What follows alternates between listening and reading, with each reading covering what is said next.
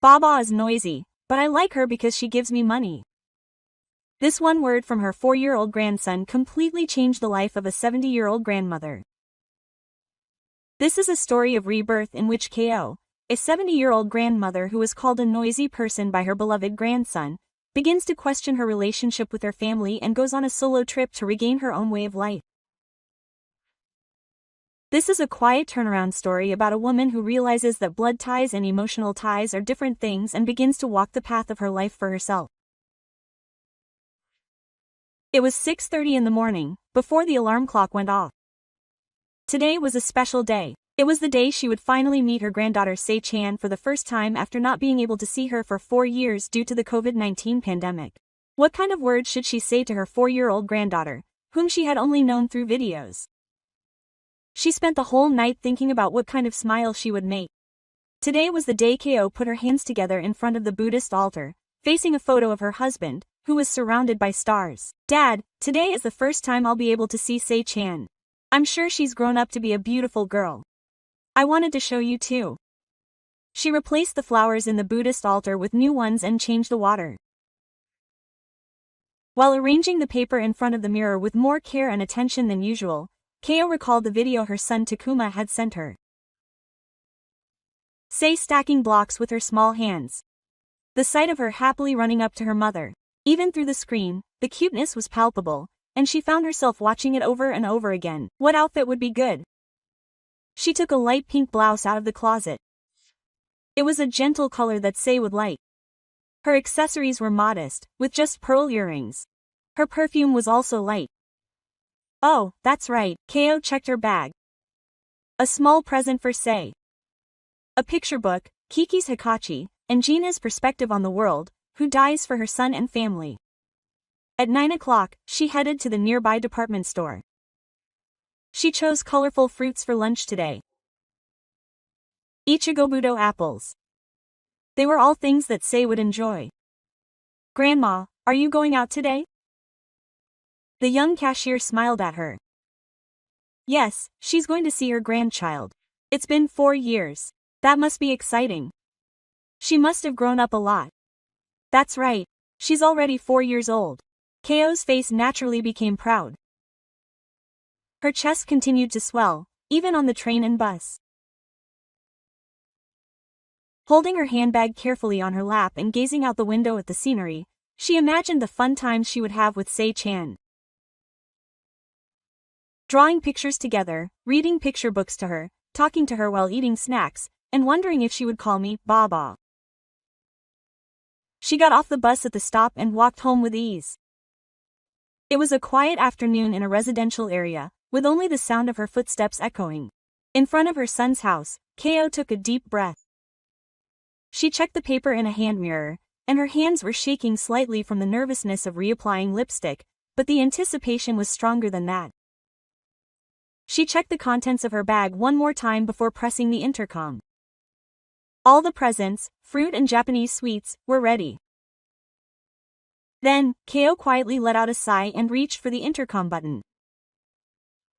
The moment the front door closed, Ko stopped in her tracks. The casual family chatter that could be heard from inside the house was Takuma's voice, Miyu's laughter, and Sei's innocent voice. She was the only one outside of that circle. Ko let out a small sigh and began to walk, shuffling her feet. It was a quiet road in a residential area. Her footsteps, which had been light, now echoed as if they were dragging on the ground. Her handbag felt somehow heavy. The walk to the bus stop had never felt so long.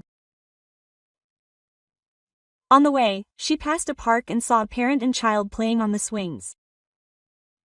The mother was gently pushing the child. The child's happy laughter echoed. Ko stopped and stared blankly at the scene.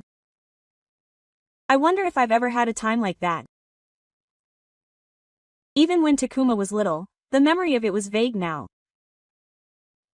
Fortunately, the bus arrived soon after they arrived at the bus stop. Ko sat in the last seat and stared out the window. As the bus started moving, the scenery slowly passed by. But the events from earlier kept replaying in Ko's head. Grandma is noisy, but she likes it because she gives her money. Why? Does that child know such words? Who taught them? And why did Takuma and Miyu look so awkward? Could it be that they really think of me that way?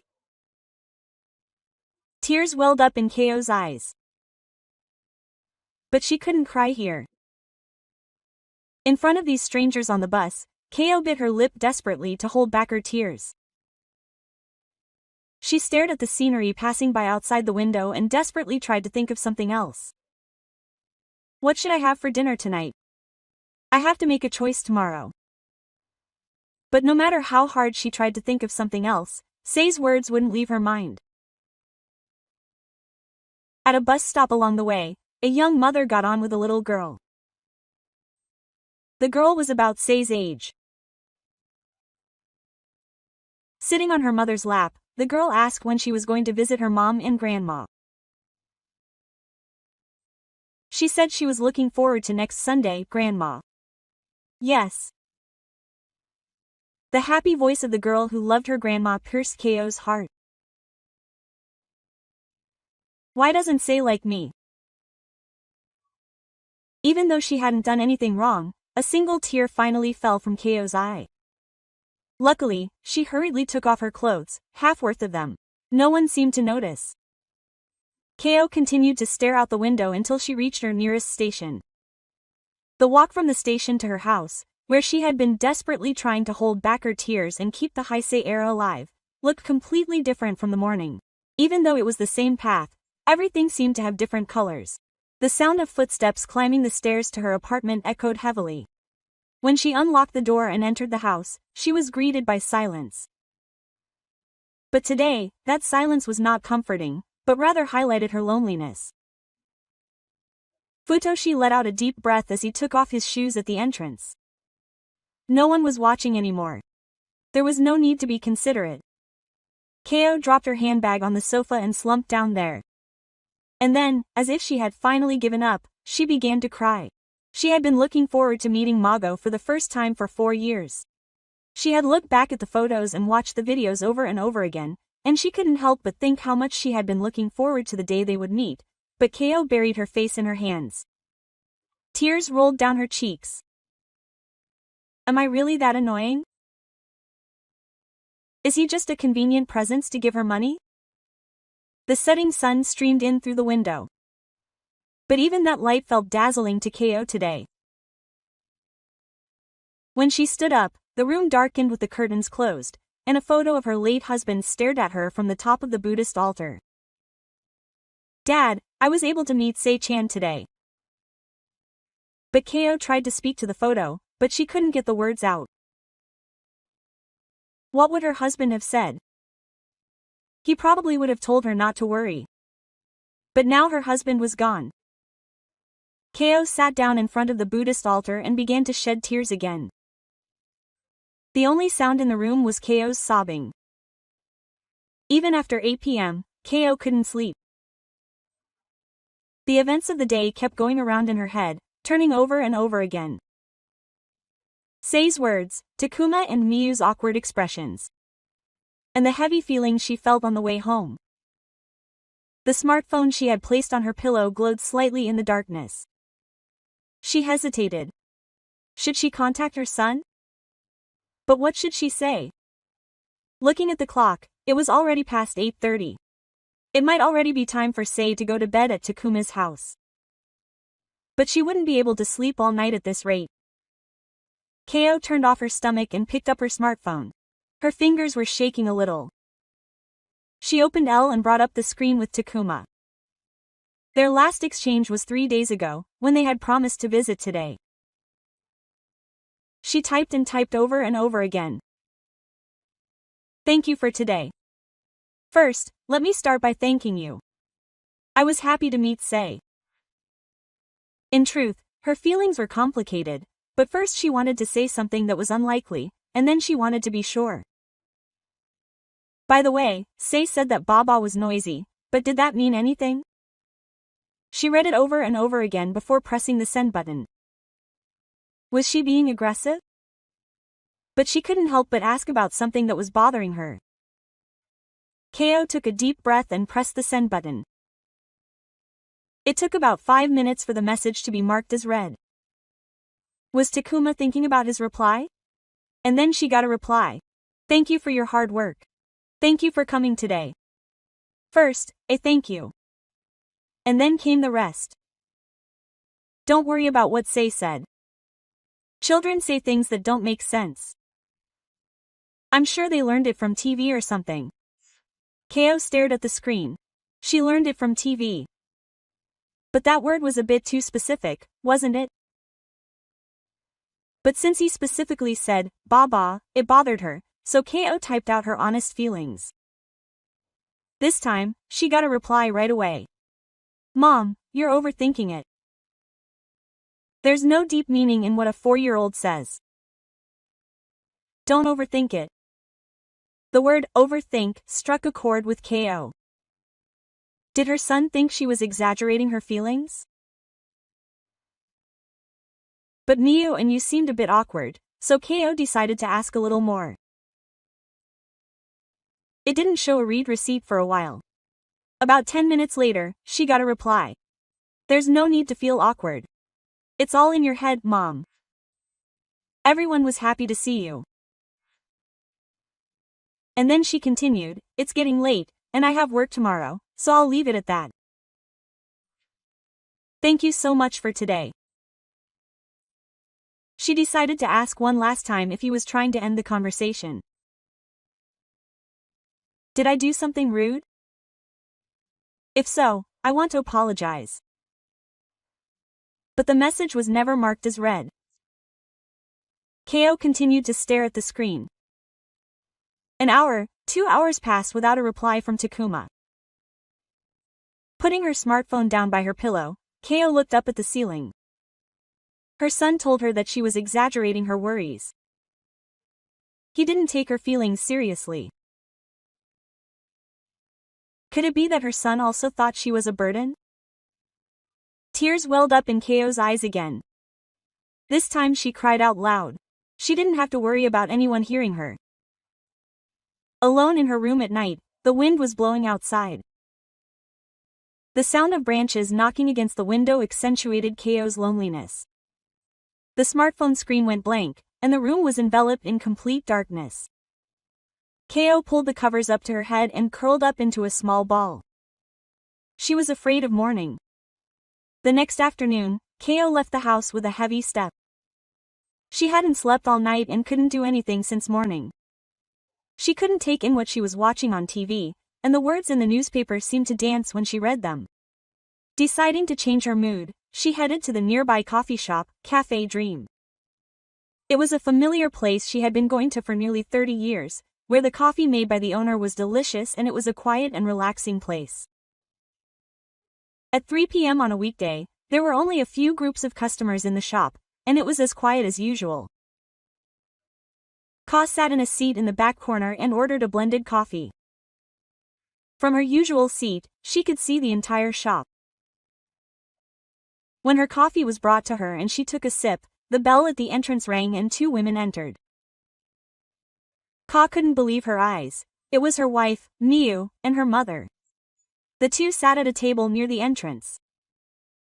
From her seat, she could see their profiles. Fortunately, they didn't seem to notice Ko. Ko spread out the newspaper and pretended to read it while listening. Good work, Miyu. Miyu's mother said something rude. Thank you for coming all the way here, Mom. I wanted to have a nice, relaxing cup of tea for the first time in a while. Quote, Ko's voice sounded more relaxed than when she had heard it at home yesterday. The 2 ordered coffee and chatted for a while. Ko listened casually while following the words in the newspaper. Then the conversation turned to yesterday's events. Your mother-in-law came yesterday, didn't she? Miyu's mother asked. Is that so? It was the first time she came to see Sei. There was a subtle tone in Miyu's voice. How is it? Miyu sighed softly. Something happened, Sei. Grandma is annoying, but she said she liked her because she was going to give her money. Keo's hand froze, holding the coffee cup. Oh dear. Miu's mother smiled wryly. She's too honest. But she's not wrong. Mom too. No, that's not right. Mom really is annoying. She tells Sei to eat nutritious food and make her wake up early every time she sees her. Shikayo's heart started beating fast. But she does give her money, so that's a relief. Miu said in a low voice. That's right. She always makes things like Sei's clothes stand and toy stand available. That's why she teaches Sei to treat her with respect, because she's the one giving her money. Oh, that's why Sei-chan said something like that. Kids are honest, so they just say what they think. The laughter of the two of them echoed sharply in Keo's ears. Keo felt the hand holding the newspaper tremble. The letters were blurry. But I wonder if her mother-in-law doesn't notice. It seems like she was satisfied with Takuma's half-hearted evasion yesterday. How convenient. That's just how people like that are. It's annoying, though. When it comes to money, you just have to get by with half-hearted efforts. Keo's chest tightened. Tears were about to overflow, but she desperately held them back. Sei-chan understands, doesn't she? That's right. When I told her to be nice to Abba because she's the one giving her money, she understood. She's a smart girl. But don't be too obvious. If Rebo-san notices, she might stop getting money. I understand. But yesterday, I was a little nervous. Keo felt the urge to stand up, but her legs wouldn't give in. Well, it'll be okay. My mother-in-law isn't the type to think too much about things like that. Yeah, she's simple, so if you just stand her up, she'll be in a good mood, and the two of them continued their conversation. But Keo couldn't listen anymore. With trembling hands, Keo placed the coffee stand on the table and folded the newspaper. The chair made a small noise as she stood up, but the two of them didn't notice. As she quietly left the store, the bell at the entrance rang quieter. Going outside, Keo took a deep breath.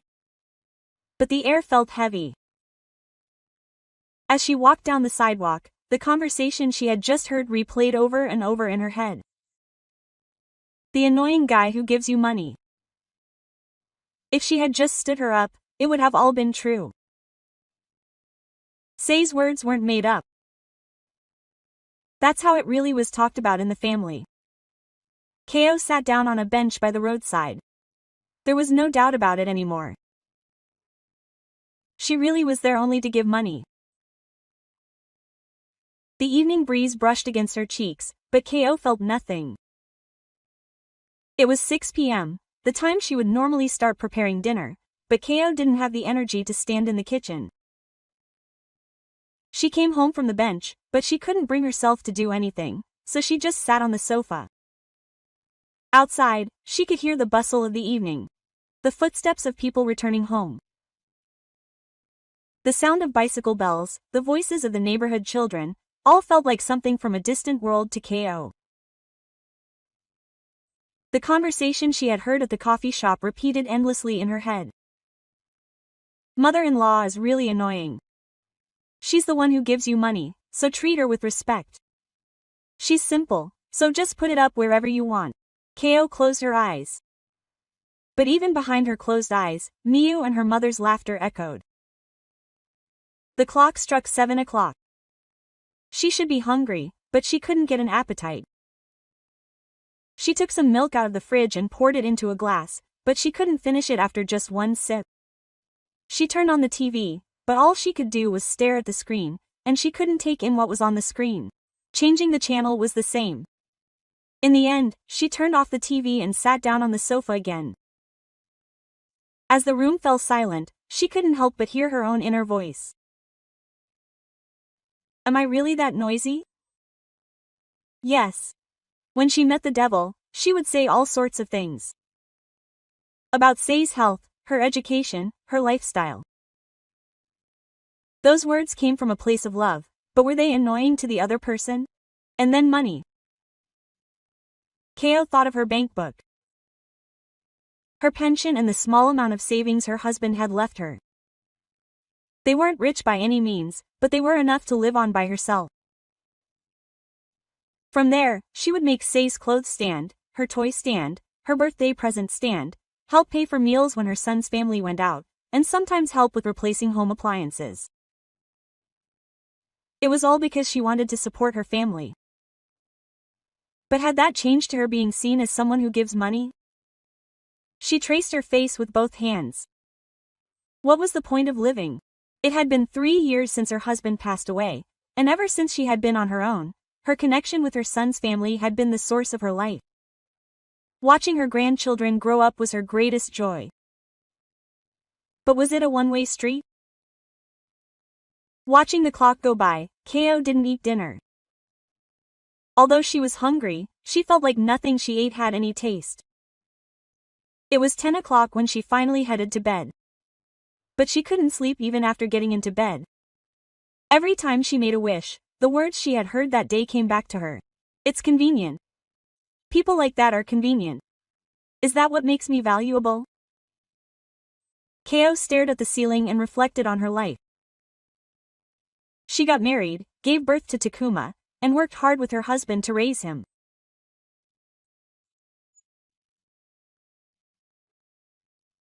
When did she become the convenient person in that household? When did Takuma grow up, get married, and have grandchildren? When did she become the convenient person in that household? When her husband was alive, she didn't have to think about such things. They supported each other, laughed together, and sometimes even fought.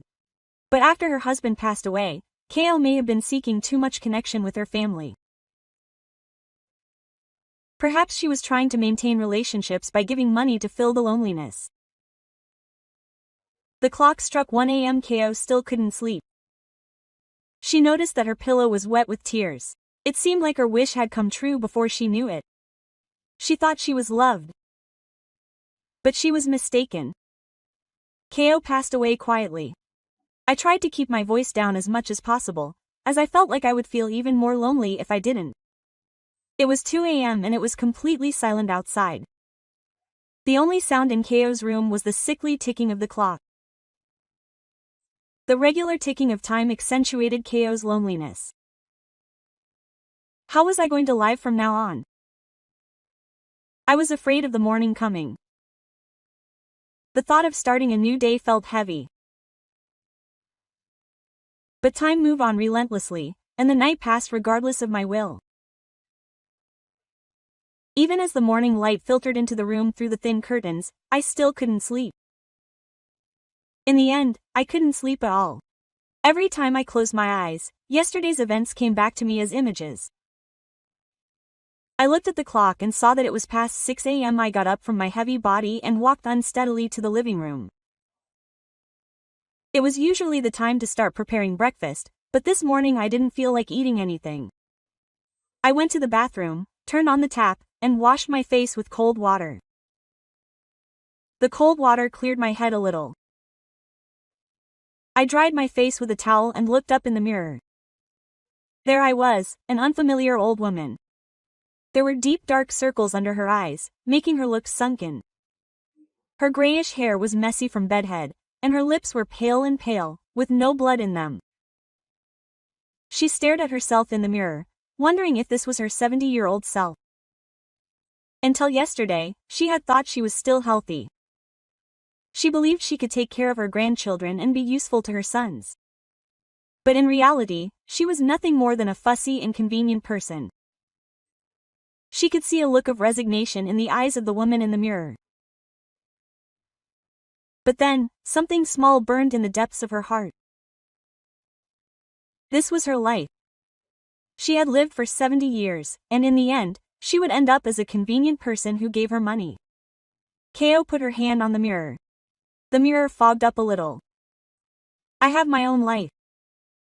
The happy times I spent with my husband. The proud days I spent raising Takuma. The fulfilling years I spent working hard.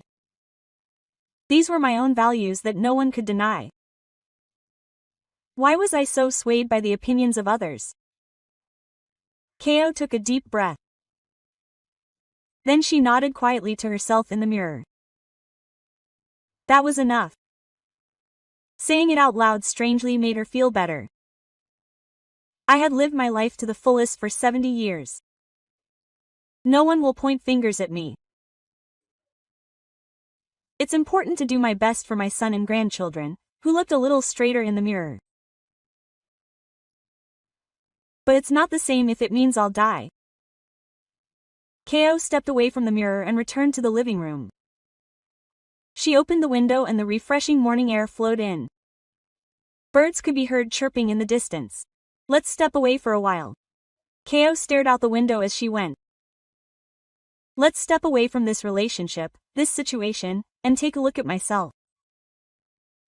She opened the closet and took out an old travel bag from the back. It was a small Boston bag she had used before she got married. It was a bag that held many memories, as she had taken it with her husband on their honeymoon. She shook off her pride and checked the contents. It was still in good working condition. Where should I go? Ko spread out a map. Anywhere would be fine. I wanted to be alone for a while, somewhere I didn't know, somewhere where no one would think I was annoying. A photo of a hot spring resort with a view of the ocean caught her eye. Let's go there. Once she made up her mind, her body strangely regained its strength. It was a positive feeling she hadn't felt in a long time. Ko's heart began to lighten as she began to pack the bare necessities into her pack. 2 days' worth of clothes, cosmetics, a few supplies, and a little cash. This wasn't a scalpel. This was a time to reclaim herself. She sat down in front of the Buddhist altar and clasped her hands together in prayer in front of her husband's photo. Dad, I'll be away for a while. I just want to think about myself for a bit. Her husband in the photo seemed to be smiling gently. Ko turned around as she put on her shoes at the entrance. When I return to this room, I'll be a different person than I am now. As she closed the door, a determination she hadn't seen in a long time appeared on Ko's face. 9 a.m. Ko was packing the last of her belongings into her bag. She hadn't prepared for a trip once since her husband passed away. A feeling of nostalgia mixed with a slight sense of nervousness deep in her chest. She double-checked the contents of her bag. A change of clothes, underwear, pajamas, cosmetics, medicine, cash, and a paperback book. Thinking back on her trip with Kazuo, she also threw in a small camera. I adjusted my hair in front of the mirror to make sure it was okay. In stark contrast to this morning, my eyes were looking normal again. I applied a light makeup and cut out the pieces in my favorite color. I left the house so I wouldn't run into any of my neighbors. I didn't want to bother explaining myself, and I didn't want to talk to anyone right now. The ride to the station felt shorter than usual. Maybe it was because I was traveling light, but today it felt light. I was lost in front of the train. I had decided where I was going, but I didn't know which train to take. I called out to the station attendant sitting next to me. Excuse me, I want to go to a hot spring resort with a view of the ocean. Which one are you thinking of? I haven't decided yet. A place where I can relax by myself. Quote. The station attendant kindly showed me the route map and gave me a few options. From those, I chose a small hot spring town that I could get to in about 2 hours. How's the weather? The view is nice, and there are plenty of inns where you can stay comfortably even if you're alone. I'll take that one. I bought my ticket and headed to the platform. Since it was a weekday morning, the train wasn't very crowded. I sat down in a window seat and placed my bag on my lap. As the train began to move, the familiar townscape slowly passed by. It was a familiar sight, but today it looked different. I'm going on a trip, huh? The middle-aged man sitting next to her, who had squeezed his seat tightly, glanced back, but Ko paid no attention. The scenery outside the window gradually changed to a tranquil landscape. Blue sky, green rice fields, mountains in the distance. She felt her heart gradually relax as she saw the scenery she didn't usually see. As the train swayed, Ko reflected on her life up until yesterday. She had been thinking only about her son's family and had put her own needs on the back burner. She had suppressed her feelings because she was a mother and a grandmother. But was that really the right thing to do? As a human being, how do I want to get there? An announcement came over, and the name of the next station was announced. It was an unfamiliar station name. But it felt good.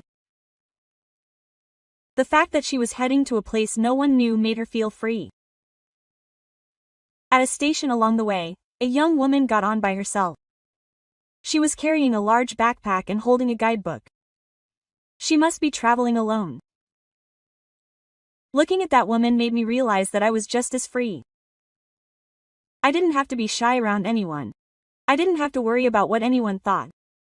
I was heading where I wanted to go, of my own free will. How long had it been since I felt this way? The train began to run along the coast. The blue sea spread out outside the window. The white foam from the waves crashing against the night sparkled. I couldn't help but say out loud, "How beautiful." I wondered how many years it had been since I had spent so much time looking at the ocean. Maybe it had been since I traveled with my husband. The train slowly approached the station. An announcement on the train announced the name of the terminus. Ko stood up and picked up her bag. She got off the train onto the platform with the other passengers. The smell of salt tickled her nose. Ah, I realized that I had come near the sea. A small taxi had stopped in front of the station. I asked the driver to take me to a hot spring inn, and he kindly agreed. Are you one of the people here? Yes, it's a nice season. Take your time in the hot springs, eat some delicious food, and refresh yourself. The driver's kind words warmed Ko's heart. Gazing out at the view of the ocean and mountains from the taxi window, Ko felt as if she had embarked on a new journey. Something might change on this trip. No, it definitely would. She had a feeling that it would. A small hot spring inn overlooking the ocean. Ko was shown to a 6-tatami Japanese-style room. When she opened the window, the blue ocean spread out before her. The sound of the waves echoed pleasantly. It felt luxurious to have such a view all to herself. After putting down her luggage and taking a breather, she realized she was hungry. She hadn't eaten a proper meal since yesterday. Since there was still some time before dinner, she headed to the inn's large public bath. Since it was a weekday afternoon, there was no one else in the bath. As she immersed herself in the warm water, she felt the tension melt away from her body. It was as if the fatigue of the past 2 days was melting away in the water. Dinner was to be served in the dining area. When it was time to go, she was shown to a small private room. But she could hear cheerful conversation from the seat next to her. Excuse me, Nakai-san called out to her. The guest next door seems lonely by herself, so if you don't mind, would you like to have a meal with her? Ko hesitated a little, but even though she had asked for some alone time, for some reason she couldn't bring herself to refuse. Yes. Sure. Nakai led her to the next room, where a woman who seemed to be around the same age as her was sitting alone. She had a gentle smile on her face and looked elegant. Good evening.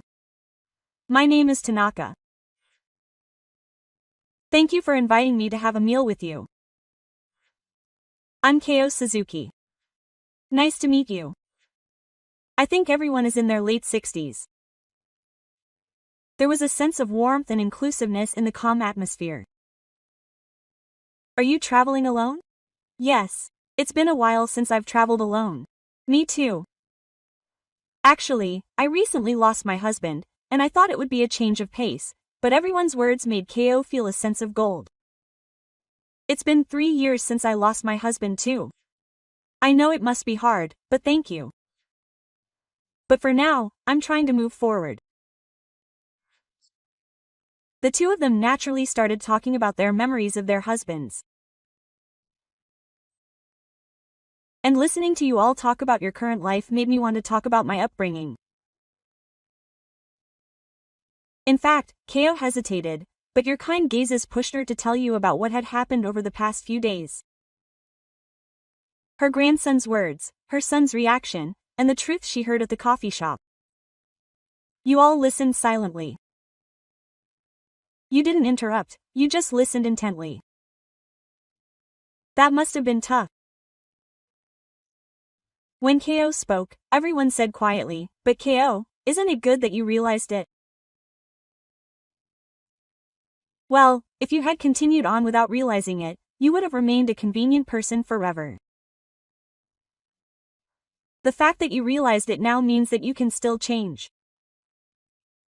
I was moved by your words. I had a similar experience. I was shocked when that wife told me that my mother was a prostitute.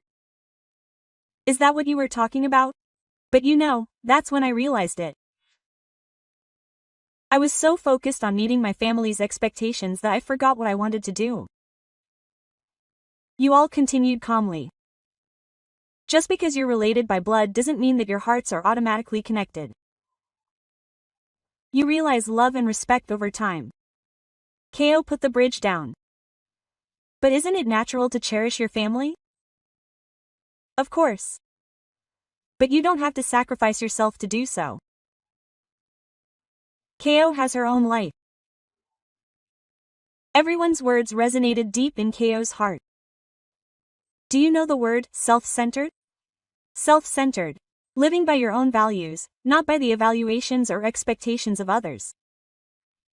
I learned that after losing my husband. Everyone looked at him with warm eyes. Even at 70, life still goes on. It would be a waste to spend the rest of my time being someone's convenience. Tears welled up in Ko's eyes. But they weren't sadness, they were a feeling of hope. What should I do? First, I need to distance myself. Physically, psychologically, and think about what Ko herself wants. After finishing their meal, the two continued talking in the room. Everyone talked about the hobbies they had started after losing their husbands, the new friends they had made, and the importance of saving everything themselves. Life is only once, and since you're 70, you have to cherish the time you have left. That night, for the first time in a long time, Ko was able to sleep soundly. It felt like everyone's words had lit a small light in my heart. With those words in my heart, a new journey was about to begin for Ko. The next morning, Ko woke up to the sound of waves. Outside the window, the morning sun was sparkling on the surface of the sea. The conversation I had with everyone the night before left a warm feeling in my heart. After dinner, I took a walk with everyone through the hot spring town. The small shopping street was lined with simple shops run by locals. This town is great. Time seemed to pass slowly. Walking with everyone made my heart feel lighter.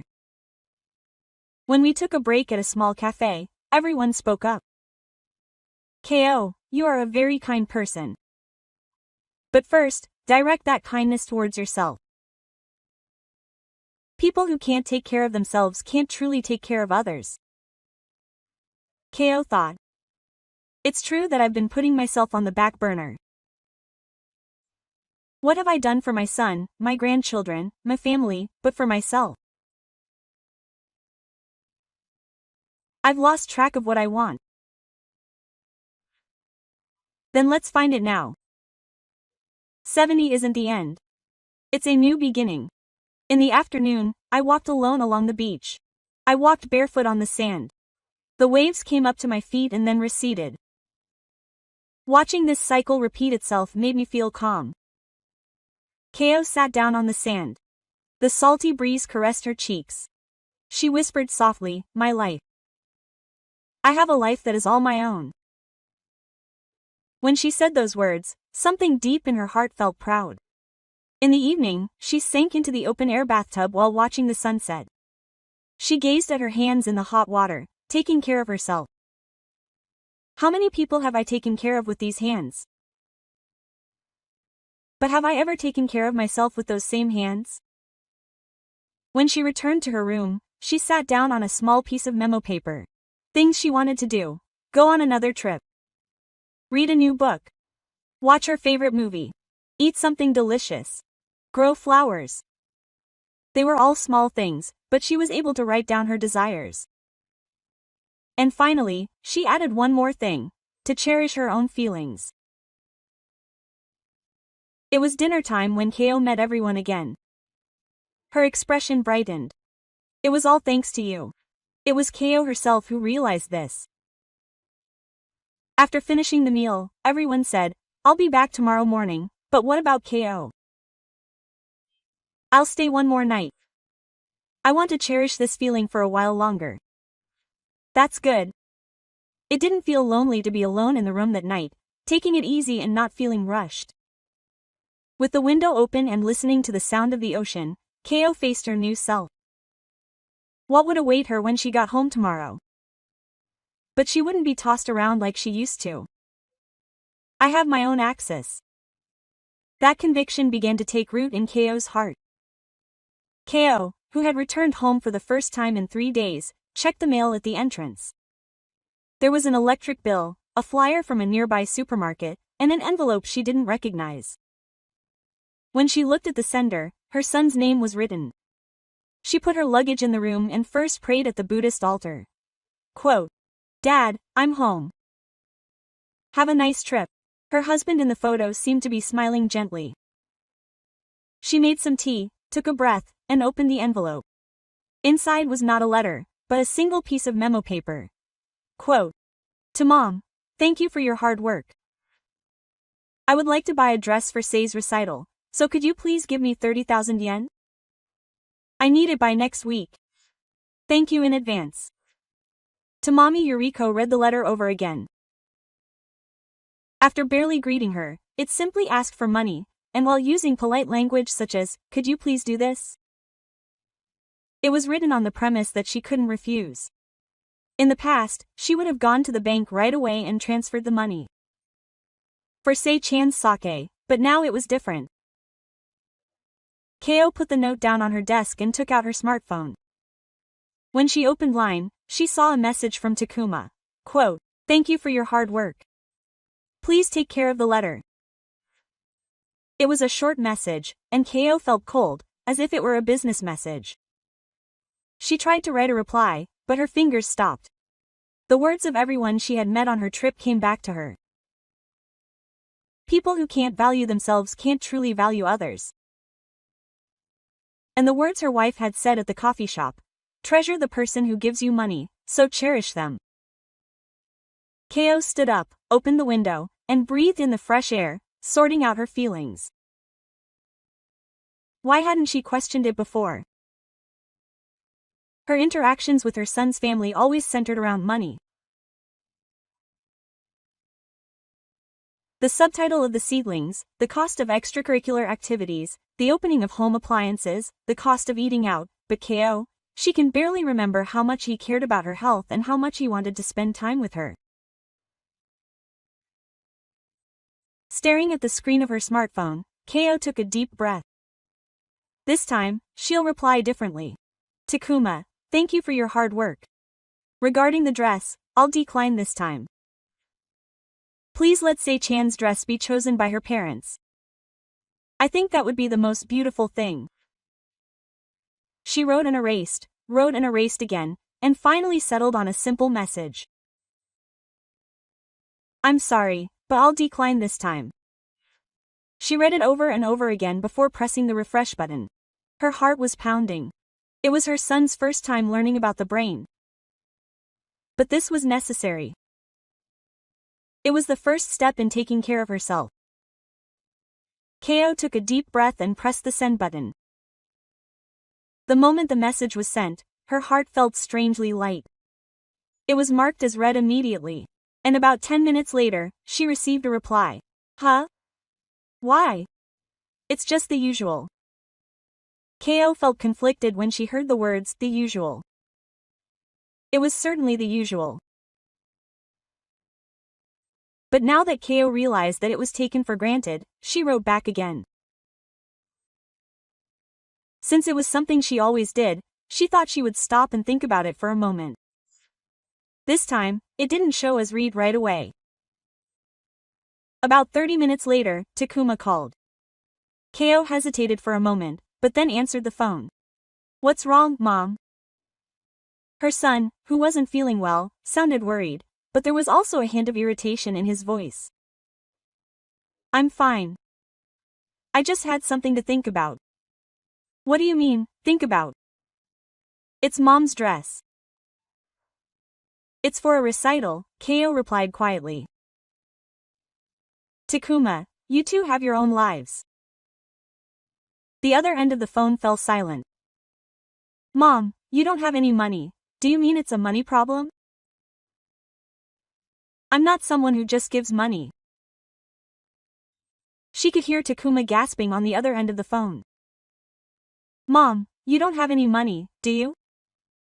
Ko's heart burned quietly at Takuma's words. It's not a money problem? I'm not someone who just gives money. The other end of the phone fell silent. Takuma could tell he was speechless. What do you mean? It means exactly what it says. Takuma, what do you expect from me? What about my mother? Not my mother. You think it's natural for me to pay for everything just because I'm your mother? I never said that. But Takuma's voice shook in agreement. Then let me ask you, when was the last time you showed concern for my health? When was the last time you told me you wanted to spend time with me? Takuma couldn't answer. He only contacts me when he needs money. He thinks that's what a parent-child relationship is. What's wrong, Mom? It's not like it happened all of a sudden. I've just been putting up with it for a long time. Ko continued, looking out the window.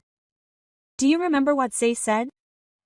Grandma is annoying, but she said she likes me because I give her money. That's just how honest children are. That child just said what she heard at home. I could hear Takuma gasping on the other end of the phone. What I actually heard was Miyu and her mother talking at a coffee shop. Mom, your mother-in-law is annoying, but she's teaching Sei-chan to cherish her because she gives you money. A long silence followed. I'm sorry. Takuma's small voice of apology could be heard. You don't want me to apologize. I just want you to understand that I'm a human being too. Okay. Let's meet up and talk sometime. No, I don't want to see you right now. I'll keep my distance for a while. Keeping my distance means refraining from contacting you for a while. I won't contact you either, Mom. That's my decision. You'll respect it. Takuma started to say something, but in the end he couldn't say anything. Take care. Ko hung up the phone. Her hands were shaking a little. But she had no regrets. She looked at her smartphone and saw a new message online. It was Miyu. Mom, I heard it from Takuma. Did I do something to upset you? Ko stared at the screen. It seemed like she still didn't understand the situation. Miyu started to write a reply with her fingers. It wasn't that I upset you. I just want to reconsider our relationship. I'm not an ATM. I want you to treat me like a person, not just someone who contacts me when you need money. And then I want Sei-chan to remember me as a grandma, not someone who gives her money. I'll refrain from contacting her for a while. Finally, I wrote the most important thing. This is my life. I have my own time and my own feelings. I want to cherish that. It was a long message, but it was all sincere. As soon as I pressed the send button, it was marked as read. I waited for a while, but there was no reply. Ko put her smartphone down on the desk and sighed deeply. Now she was truly alone. But strangely, she felt refreshed. For the first time, she was able to honestly express her feelings. Maybe this was the beginning of a new life. The orange light of the setting sun shining into the room gently illuminated Ko's face. Tonight, I'm going to make and eat something I like for the first time in a while. Without worrying about anyone else, Ko headed to the kitchen at her own pace. She opened the refrigerator and checked the ingredients. Let's start with something small. A little happiness for herself the next day at 10 a.m. The intercom rang. When she checked the monitor, Mia was standing there. Mom, can we talk for a bit? What do you want? I wanted to talk to you directly about yesterday's line. Ko took a deep breath. There's no need to run away. When she opened the door, Miu had a confused look on her face. What did yesterday's message mean? Did we do something rude? Ko looked Miu straight in the eyes. She realized. What kind of person I am to you, Mom? Maybe there's a misunderstanding. No, it's not a misunderstanding. I heard it at Cafe Dream, the conversation between you and your mother. Miu's face turned pale. My mother-in-law is noisy, but she gives you money, so cherish her. Do you remember? Miu was speechless, so Se-chan's words weren't made up. Mom, that's right, I've lived for 70 years. My husband and I raised Takuma with care, accepted you as family, and tried to love you with all my heart as a grandchild. But all I've done is be noisy, and my only value has been giving me money. Miu lowered her gaze. Think about it without money. If I didn't have money, would you have treated me the same way? Miu couldn't answer. How did you explain me to Se-chan? Do you treat grandma well because she's family? Or are you kind to her because she gives you money? There was a long silence. I'm not blaming you. I just want to accept reality. The reality is that our relationship was based on convenience, not love. Tears welled up in Miu's eyes. Mom, what should I do? You don't have to do anything right now. I want to think about it alone for a while. This is my life. I'll decide how I want to live the rest of my time. Mom, I'm so sorry. Bowed deeply. I don't want an apology. I just want you to understand. I understand that I'm also a human being. I'll take a moment. Miu turned around and walked away slowly. Ko closed the front door and sat down on the sofa in the living room. She felt something lighter deep in her chest. She had said what she needed to say. Now she was truly alone. But it wasn't loneliness. It was a new start for her as she regained her sense of self. Since Miu returned, Ko's life has quietly begun to change. About a week later, Ko noticed something strange. Her heart felt lighter. When she woke up in the morning, she didn't feel the pressure of having to be considerate of anyone. When she was preparing dinner, she didn't feel anxious that she might be called in at any moment. Ko decided to visit the library for the first time in a while. When the receptionist asked her if she would be able to take it easy today, Ko realized. She certainly had time. She didn't have to wait for anyone's convenience. She picked up a single-serving cookbook from the cooking section. It was an area she had avoided before. She had always thought about her family and only made meals for adults. She bought a single serving of food from the shopping district and carefully cooked dinner at home. The amount was small, but she had made it with love and seasoned it to her taste. She read a borrowed book while eating. She could afford such luxuries because she didn't have to be considerate of anyone else. On a Saturday morning, she decided to go see a movie by herself. The main character was a woman who found a new way of life in the latter half of her life. Ko saw herself in the story. After leaving the movie theater, she stopped by a cafe for the first time in a while.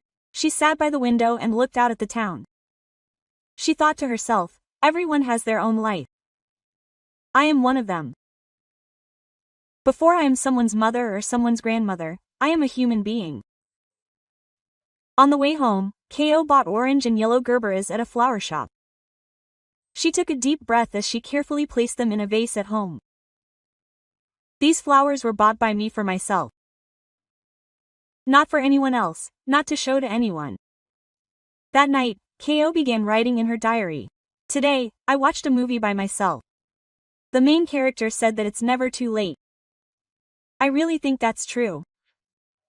Outside, the wind was blowing, but inside the room, it was quiet and warm. Maybe this is the real me. 3 weeks later, when Ko checked the mailbox, there was a handwritten envelope. The sender was Takuma Tanaka. He returned to his home and made some tea before opening the envelope. On the single sheet of paper, there was a short message written in his son's handwriting. To Mom, how are you? We've thought about many things in the past 3 weeks. Mom was right. We didn't see Mom as a person. We say that Grandma is important because she's family. I don't expect her to forgive me right away. But we're going to change too. Mom, you can live your life however you want. I'll become a more proper adult too. Take care of yourself. After reading the letter, Takuma Ko quietly placed Sen on her lap. Her eyes burned, but her son held back his tears, finally looking at himself in a new light. But Ko would never go back to their old relationship. That was good. Outside, the cherry blossom buds were beginning to swell. Spring would soon come. Yesterday, Ko had signed up for the Toge art class. She was also planning a solo trip next month. Her father spoke to a photo of his husband in front of the Buddhist altar. I've finally started living my life as myself. On an evening walk, she met a woman her own age and made plans to have tea with her, maybe making a new friend.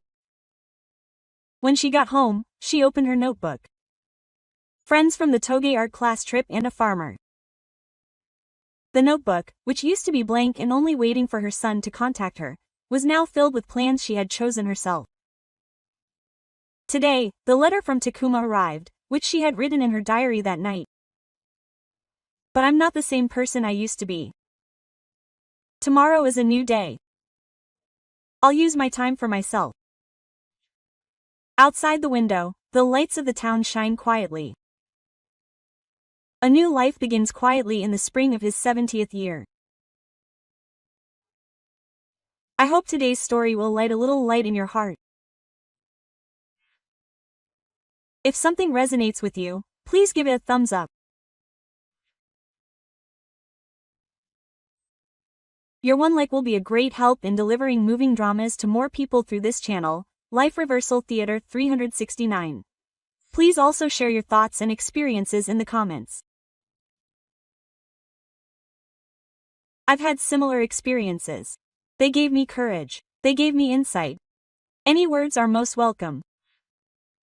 Your voices create rich connections. Life Reversal Theater 369 delivers daily dramas of people who have changed their lives, regardless of age. When you're struggling, lost, or feeling lonely, remember this place. Here are the stories of people who, just like you, have faced difficulties and risen to their feet. Subscribe to the channel and press the bell icon so you don't miss the next moving story. See you again tomorrow for the next reversal strike.